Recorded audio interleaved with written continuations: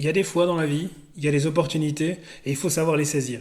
C'est ce que j'ai fait quand j'ai appris que Blaise Dubois il venait en Suisse pour une série de conférences sur les mythes qu'on a envers la course à pied. Je lui ai envoyé un message sur son compte Instagram. 2 ou 3 heures après, je pense que c'est une histoire décalage horaire, il me répond, il me donne son numéro WhatsApp. Et qu'est-ce qui s'est passé? On vient de terminer d'enregistrer. Ça montre l'accessibilité et surtout la générosité de la personne. Dans la courte carrière de podcasteur que j'ai, franchement, c'est hyper cool et c'est hyper motivant, en tout cas, à continuer. Merci encore Blaise d'avoir répondu pour la 150 millième fois certainement aux mêmes questions, avec le sourire. Je me réjouis de la conférence de ce soir et quant à vous, je vous souhaite une très belle écoute.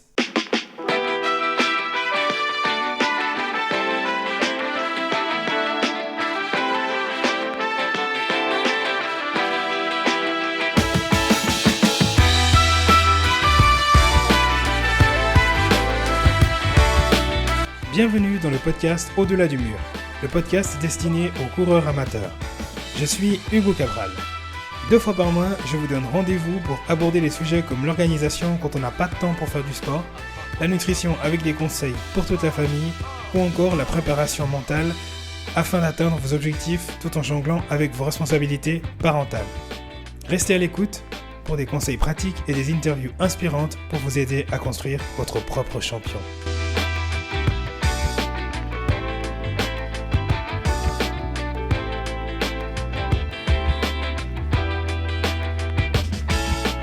Merci beaucoup encore Blaise de me consacrer ce temps-là. Je sais que ton temps il est vraiment précieux. À l'occasion de la conférence que tu vas donner aujourd'hui à l'école d'ingénieurs et d'architectes de Fribourg, tu as accepté gentiment de me recevoir pour parler un peu de ton parcours, de ta vie. C'est un plaisir Hugo. Mais merci beaucoup encore. Je vais commencer par qui est Blaise Dubois, qui tu es, d'où tu viens. Il paraît que tu es suisse. Oui, alors je suis né dans les Franches-Montagnes. J'ai grandi dans la vallée de Delémont. Début des Franches-Montagnes, juste au-dessus de Glovelier à Seux, jusqu'à l'âge de 10 ans, en gros. Et en fait, après ça, je suis parti au Québec avec ma famille et aussi la sœur de ma mère, donc mes cousins, ma cousine. Et puis, on était 10 à émigrer au Lac-Saint-Jean sur une ferme bien perdue dans le nord du Québec. Et là, je suis devenu bilingue en commençant à apprendre le québécois, qui est un autre langage complètement. Ah oui? Est-ce que tu as un mot québécois là qui te vient à l'esprit?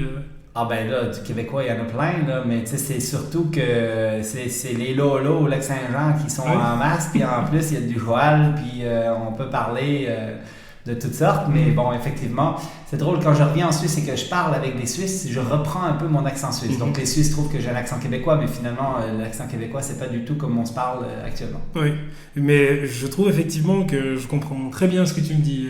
Il y avait pas des gens qui me disaient, ouais, tu vas parler à un québécois, tu vas absolument rien comprendre.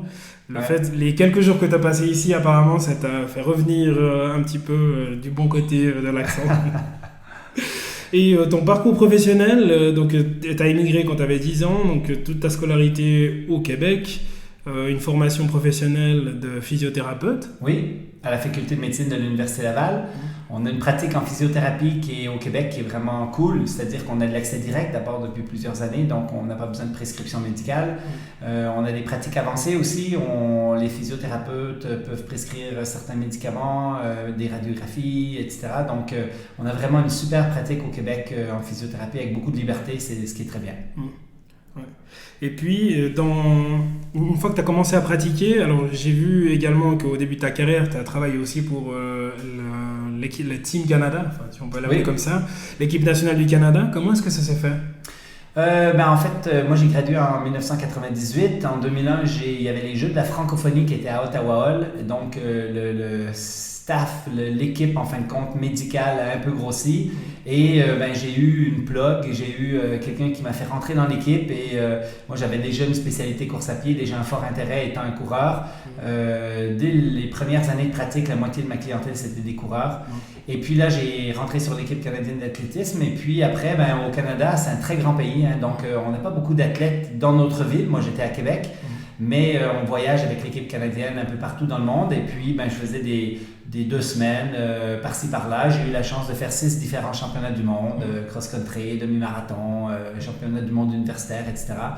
Et j'ai voyagé avec eux et ça a été une très belle expérience, très enrichissante pour apprendre à travailler avec des athlètes de haut niveau, mais surtout éteindre des feux. Donc, c'est plus, je les voyais pré-compétition, pendant la compé, puis après ça, eux, ils rentrent à Calgary, à Vancouver, et puis moi, je rentre à Québec. Québec-Vancouver, c'est aussi loin que Québec-Fribourg. Donc, voilà. Ah ouais, d'accord. Oui, oui, alors c'est vrai que le Canada, c'est juste immense. Quand on regarde avec le recul, ton expérience dans le sport d'élite, à quel point est-ce qu'elle est différente potentiellement avec les amateurs, je dirais au niveau blessure? Ben, en fait, c'est plus l'agressivité qu'on va dire dans la thérapeutique qu'on va mettre en place. C'est-à-dire qu'il faut que tout aille vite. J'ai le souvenir de certains athlètes blessés qui sont dans des jeux importants. Et là, bien évidemment, tu fais tout pour qu'ils compétitionnent, même s'ils sont blessés. Tandis que l'amateur, il a beaucoup plus intérêt souvent à se reposer un peu, puis à reprendre avec une meilleure santé par la suite pour ne pas vivre de séquelles ou de conséquences secondaires. Mais sinon, les thérapeutiques, les pathologies, c'est à peu près les mêmes. Les thérapeutiques, c'est à peu près les mêmes. Donc, on est juste plus agressif dans notre thérapeutique. Et quel était du coup l'élément déclencheur pour fonder la clinique du coureur? Parce que tu as quitté apparemment l'équipe du Canada plus ou moins à cette époque-là. Ben, en fait, ça s'est fait. J'ai quitté parce que j'avais plus de temps, finalement, à cause de la clinique du coureur qui m'amenait à beaucoup voyager. La clinique du coureur, ça s'est construit très, très doucement. C'est-à-dire que j'ai commencé à donner des conférences à des clubs de course, à des professionnels de la santé, à des médecins. Dès le début de ma pratique, sur cette expertise que je développais, qui était la course à pied, j'ai fait une veille scientifique de la littérature sur toutes les publications qui sortaient. Et dans le temps, c'était soutenable individuellement. Maintenant, on a besoin d'une équipe pour le faire. Mais ça m'a amené à construire des conférences basées sur les données probantes. Et en lisant la science, je remarquais que ça bouleversait mes propres pratiques et que finalement, il y a plein de choses que je faisais qui n'avaient pas de sens. Donc, j'avais envie de transmettre cette information-là à d'autres. Et alors, on s'entend, au début de ma pratique, moi, j'allais à l'université pour sortir des articles sur papier, pour mettre du fluorescent dessus. J'écrivais des courriels aux professionnels de la santé que je regroupais en petits clusters, en petits groupes pour envoyer des recommandations de nouvelles pratiques innovantes sur comment gérer les blessures. On était loin de l'ère, on n'avait pas encore Facebook, on n'avait pas... j'avais des classeurs d'articles scientifiques en version papier qui étaient abondantes. Donc, voilà. Et après ça, en 2005, en fin de compte, je montre un cours qui est le cours de la clinique du coureur actuel, mais qui est complètement différent aujourd'hui d'il y a 2005, bientôt 20 ans. Donc voilà, je monte un cours de 2 jours qui est pour les professionnels de la santé. Et en 2008, je fonde officiellement la clinique du coureur, donc l'aspect légal, la compagnie, le logo, etc. Et là, ma blonde qui est enseignante commence à travailler avec moi. Ma blonde, c'est ma femme, et puis qui est brune d'ailleurs. Et puis, en fait, on part à la clinique du coureur ensemble d'un point de vue plus structurel et tout. Et là, il y a des gens qu'on engage parce que ça grossit très vite et on commence à enseigner dans plein de pays. Puis maintenant, on est dans 15 pays, on a 63 personnes qui travaillent, on a 12 personnes au Québec qui sont dans le core, c'est-à-dire l'équipe qui fait toute la gestion, etc. Donc, c'est comme ça que ça s'est développé, mais par incrémentalisme, tranquillement et progressivement. Et quand tu as commencé justement à envoyer les synthèses des informations soulignées aux spécialistes, la réceptivité, elle était comment? En fait, moi je le faisais de toute bonne foi, gratuitement, et les professionnels adoraient, c'est-à-dire je me suis monté des banques de plusieurs milliers de professionnels qui, en fin de compte, j'envoyais par courriel. C'était un courrier avec des fois quelque chose d'annexé, avec une petite image, puis avec du texte en disant voici ce qu'on recommande maintenant avec ce nouveau papier scientifique intéressant. Et j'irais même jusqu'à dire que initialement au Québec, je me suis un peu construit une réputation de lecteur d'articles qui, quand on a mis en place la clinique du coureur avec un vrai mailingiste, etc., on a transféré ces courriels-là et ça a été un départ qui s'est fait assez rapide. Et si tu prends le recul, tu disais depuis 2005 jusqu'à maintenant, ça a évolué. Le contenu a évolué, mais c'est sur la base de quoi? C'est parce que les connaissances ont changé ou c'est parce que le public auquel tu t'adresses, il est différent? Alors, il y a des deux, mais de façon générale, ce que nous, on véhicule a été transformé au fur et à mesure des années par ce que la science nous a amené. On dit souvent, on va où la science nous amène. Donc, il y a des choses une pratique médicale basé sur peu de science, sur des croyances que moi j'appliquais au début de ma pratique, qui ont été transformées par la littérature scientifique. Et bien évidemment, ça se fait tranquillement au fur et à mesure du temps. Alors bien évidemment, quand tu montes un cours au fur et à mesure du temps qui vient bouleverser des professionnels qui n'ont pas eu la même évolution que toi, et que tu arrives en cours, ça clash. Et ça a été un peu le succès de la clinique du coureur, de dire arrêtez de vous étirer avant de faire du sport, arrêtez de porter des grosses chaussures avec de l'amorti pour prévenir les blessures, arrêtez de faire plein de choses qui n'ont aucun sens. Et les professionnels de la santé, puisque c'était basé sur de la science, sur une cohérence théorique qui leur plaisait à l'esprit, mais pour lequel ils n'avaient jamais eu cette... finalement, ça a donné une partie du succès de la clinique du coureur, en fin de compte, de cet aspect-là. Donc, ça a été... Voilà, c'est ça.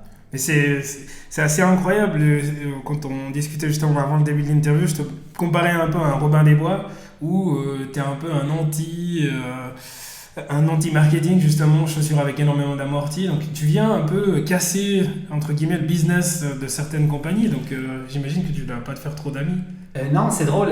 Tu as raison. En fait, il y a beaucoup de gens qui ne m'aiment pas. Et je trouve ça toujours très drôle parce que tant qu'on ne me rencontre pas, il y en a qui ne m'aiment pas parce qu'ils disent Blaise, il clash, Blaise, il est... et finalement, quand on me rencontre, on réalise que je suis très gentil. On discute, on parle, on débat, on n'est pas d'accord, c'est pas grave. Et je donne beaucoup de conférences et de cours. Et dans les cours, on a vraiment le temps d'approfondir les sujets que parfois dans les conférences sont un peu confrontants. Et tu me posais la question si c'est nous qui avons évolué ou si c'est le public. Ça fait à peu près 15 ans que je parlais de minimalisme. Le clash était énorme. Parce que là, j'étais le seul qui en parlait. Et parce que tout le monde était convaincu que finalement, il fallait avoir de l'amorti dans les chaussures, des antipronateurs pour pouvoir réussir à... Et là, ce que je constate, c'est que dernièrement, on a des gens, je leur parle de minimalisme, ça leur fait ni chaud ni froid. Même si, parce qu'on a tous été habitués à ce discours où on dit, finalement, l'amorti, ça ne sert à rien. Tout ce qu'on nous envoie comme marketing de technologie de chaussures, c'est de la bullshit. Et puis, voilà. Au-delà du mur, l'interview.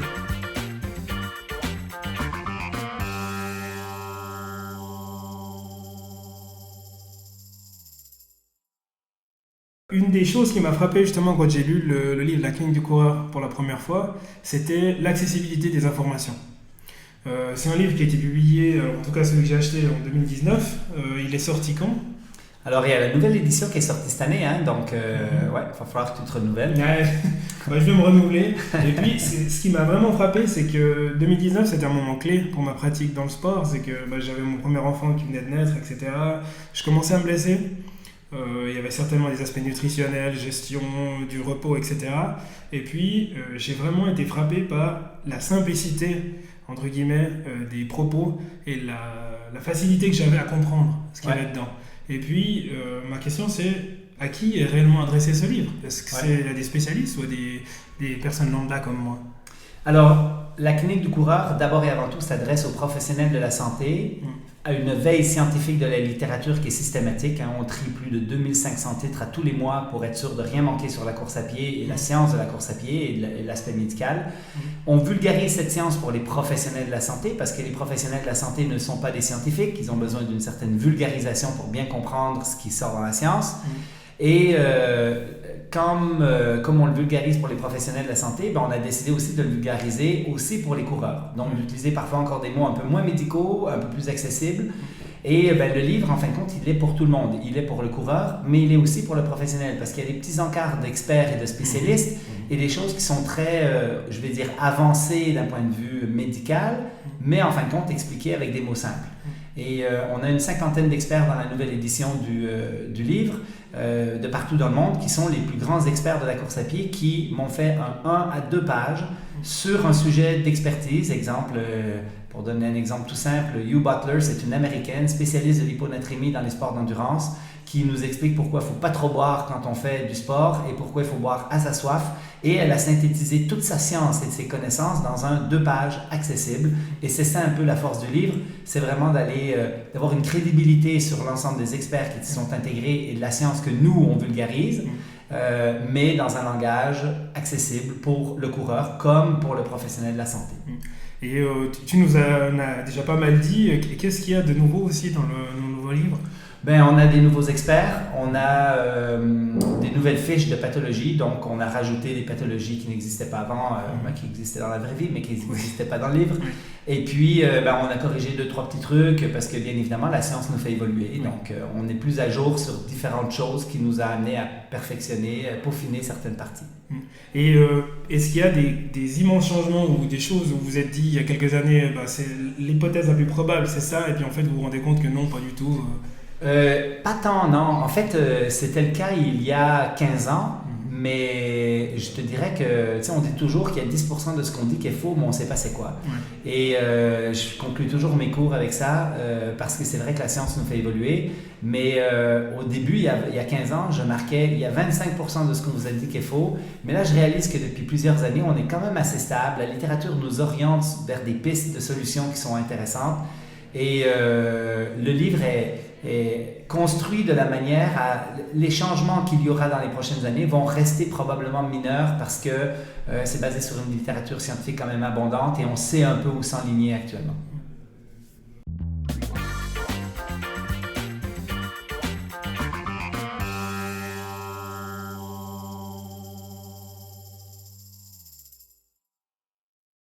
Le point central en tout cas que j'ai retenu dans ce livre-là, c'est l'AQSM, la quantification du stress mécanique. Alors est-ce que c'est un mot blaisien? C'est toi qui l'as inventé?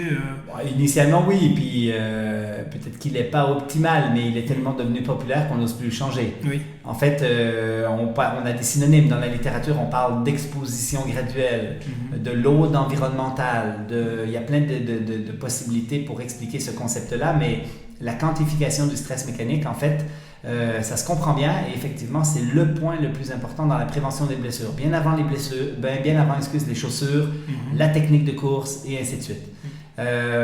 Donc, la quantification du stress mécanique, c'est le bon dosage en fonction de ce que ton corps te donne comme réponse, c'est-à-dire qu'est-ce que je peux faire aujourd'hui dans ma situation avec mon corps, avec mes adaptations pour tolérer une quantité de courses, par exemple, aujourd'hui. Et si ça va bien, demain, je sais que je pourrais me permettre un peu plus et encore un peu plus. Et le corps s'adapte au stress qu'on lui applique. Et les douleurs que vous pouvez présenter, les inconforts que vous avez à la sortie d'un jogging ou le fait de ne pas pouvoir recourir le lendemain est un indice que vous avez dépassé votre tolérance maximale, qu'il faut se reposer un peu. Et c'est un indice que vous jouez avec cette ligne rouge qui est la capacité maximale du corps, qui peut vous amener du côté de la blessure si vous persistez à l'intérieur de ça. Si moi je voulais faire une quantification du stress mécanique chez moi tout seul, ça serait quoi les marqueurs qu'il faudrait que je mesure ou que j'essaye de... Alors d'un point de vue préventif, admettons que tu n'as pas de bobo, tu n'as pas de blessure, parce qu'on va l'adapter en fonction de la personne, c'est très simple. C'est de dire, tu progresses graduellement dans ton volume, dans ton intensité, dans ton dénivelé, dans tous les nouveaux stresseurs que tu appliques sur ton corps. Quand je dis stresseur, c'est tous les changements. Je change de chaussure, je change de technique, j'augmente mon volume, j'augmente ma vitesse, mon intensité, j'augmente le dénivelé, négatif, positif. Tous ces marqueurs-là, en fin de compte, si on les change, on augmente le niveau de stress sur notre squelette. Donc, ça veut dire que la quantification du stress, pour toi, qui n'est pas blessé, qui va bien, ça serait de dire, quand j'augmente doucement et j'écoute mon corps dans les 24 heures qui suivent. Si je n'ai pas de douleur pendant, je n'ai pas de douleur après, le lendemain, je suis capable de refaire le même entraînement ou plus, c'est bon, je suis correct. À chaque fois que je reçois des invités, j'ai une tradition qui s'appelle Sur le grill, où je pose 10 questions à mes invités. L'idée, c'est qu'ils puissent répondre du tac au tac le plus rapidement possible. Il n'y a pas de piège, en tout cas, c'était pas mon intention. J'aime les pièges. Non, c'est parfait. Donc, est-ce que Blaise, tu es prêt à passer sur le grill? Je suis prêt à passer sur le grill. C'est parti. Au-delà du mur, sur le grill.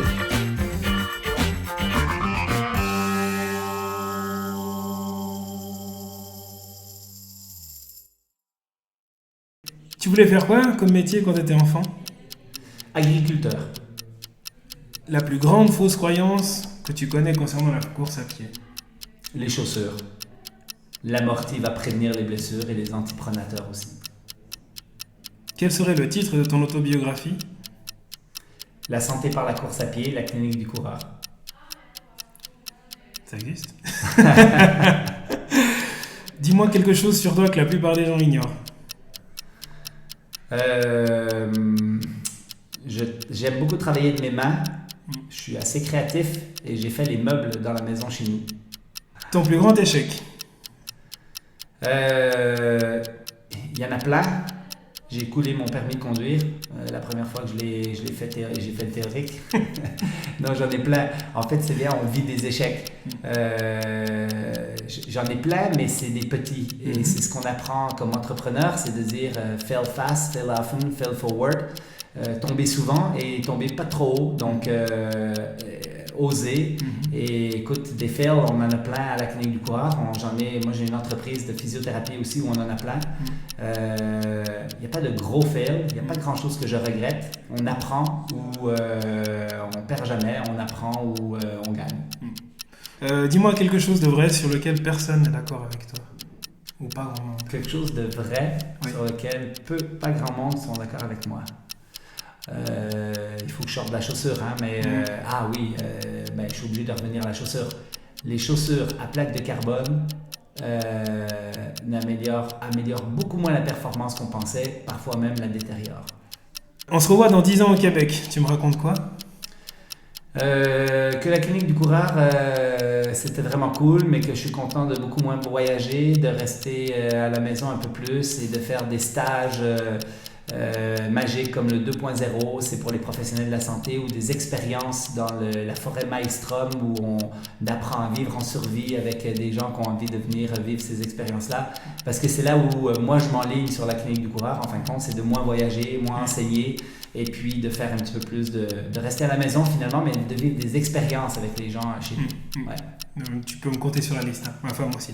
À quand une clinique du trailer ou du cycliste? Alors, le trailer fait partie déjà du coureur. Le cycliste, moi, c'est drôle parce que je suis propriétaire de clinique de physiothérapie à Québec, et après le succès de la clinique du coureur, dans nos cliniques, on a fait la clinique du cycliste, la clinique du golfeur, la clinique de... Donc, ça n'a pas été le même succès, mais on a quand même développé un service pour les cyclistes et pour différents sports, en fin de compte, où ils pouvaient venir à la clinique pour se faire orienter, traiter et tout. Mais c'est vraiment pas ma spécialité. C'est clairement pas moi qui vais gérer ça. Ouais. Je vais rester dans la course, et dans la course, trail, c'est de la course. Une question que tu as toujours voulu qu'on te pose. Ok, on va dans les tabous. C'est quoi l'argent pour toi? Et la réponse? Je sais pas, mais ça n'a absolument pas d'importance. Mais la réponse, c'est un moyen de faire du bien, un moyen de faire des projets, un moyen et ce n'est qu'un moyen qui a... Voilà. J'ai une relation à l'argent qui est particulière. Qui t'a été transmise par tes parents d'ailleurs? Oui, ma mère. Ouais. Ouais. Ils privilégiaient plutôt la qualité de vie et le bonheur. Ah ouais, alors moi j'étais un bohème, on était pauvres un maximum quand j'étais jeune. Et en n'ayant aucune conscience de ça, c'est-à-dire que moi j'étais super heureux, on avait du plaisir, on voyageait sur le pouce, on allait faire le tour de la France, on dormait dans des masets, on mangeait des fruits dans les arbres.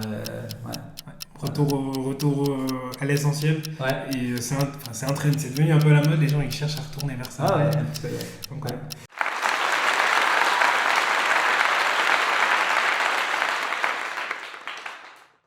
On arrive gentiment au terme de cette interview, Blaise. Donc tu nous as dit que demain tu vas rentrer chez toi. Ouais. C'est quoi la suite de tes aventures? Quand est-ce qu'on se revoit? Alors, moi j'aime bien la Suisse à cause de mon attache, parce que je viens d'ici. Peut-être que je vais revenir l'année prochaine, on ne sait pas encore. Par contre, là je retourne au Québec. Dans quelques semaines, dans 2 semaines, on organise une course de championnat provincial de 5 km au Lac-Beauport. Donc, c'est une grosse course. Et puis après ça, on organise le Trail de la clinique du coureur, qui est une autre grosse course début juin. Après ça, c'est l'été où on profite de l'été québécois parce qu'on a un gros hiver chez nous. Hein, donc quand l'été arrive, on en profite. Et puis au mois d'août, je vais à Chamonix pour toujours l'UTMB, comme à chaque année. Je vais aller faire un tour au pays de Kilian actuellement, qui est la Norvège, où je vais enseigner à Oslo, faire un congrès là-bas. Et puis cet automne, il y a la Chine, le Japon, la Grèce, donc un petit peu de voyage aussi. Mais voilà, toujours avec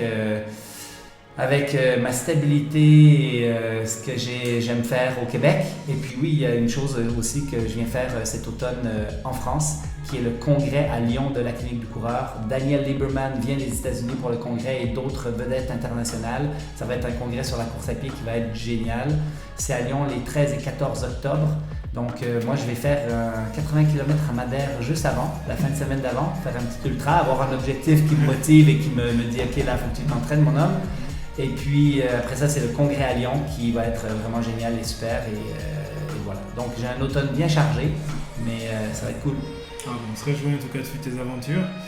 Merci infiniment encore pour le temps consacré. Je me réjouis de la conférence de ce soir. Ouais, merci Hugo. Ce soir, on parle de météréalité. Ça va être acide. Comment on appelle ça en Suisse? Dur là. Ouais. Du rentre dedans, du mythe, qu'on casse du mythe.